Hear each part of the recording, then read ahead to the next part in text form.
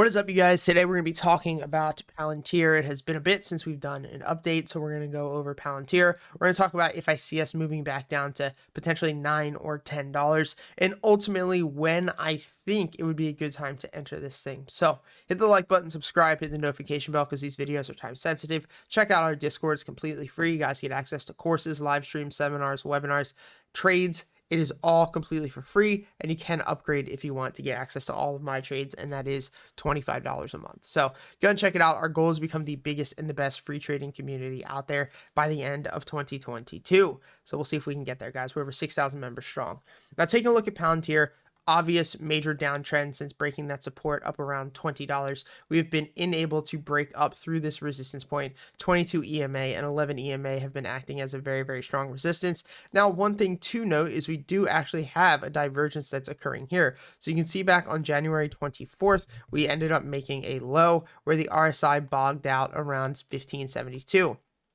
From then, we had a little bit of a rising wedge, rejecting at the 22 EMA, dropping down, making a lower low. So you can see the previous low was 1107, most recent low was 973, but the RSI actually made a higher low. So previous low before this was 1572, low right now is 2882. So a divergence is when the price of the stock is making lower lows, but the RSI / relative strength index is actually making a higher low, showing that the potential, doesn't mean it has to happen, the potential downward movement of that stock is starting to weaken and a potential bounce can happen. Biggest thing is potential.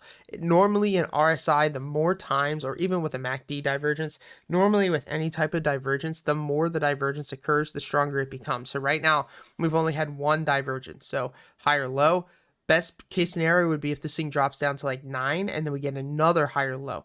That could be a very, very good sign. But one thing to note here is that we did reject again on the 11 EMA. We do have a support here at about 11.19, but if we snap this, it's going to be a quick move down to $9. And I do ultimately think that that is probably what is going to end up happening. So for me, I would not be taking a position on this right now. If you are in it long term, $11 is not a bad price at all for a very speculative investment, but still not bad at all. And if we look at the weekly chart here, you can also see as well where we are currently, looking like we do have a bit of a support at $10, but it's just the fact that like this thing has not been trading well. And with all the market volatility, it is very hard to get big money to jump into this where we currently are right now.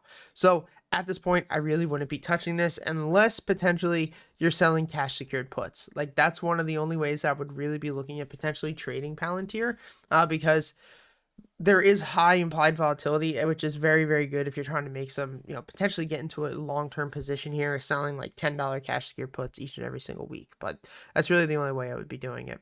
I hope this video helps, guys. Hit the like button, subscribe, check out our Discord down below. As always, thank you for all the support, and I'll see you later today.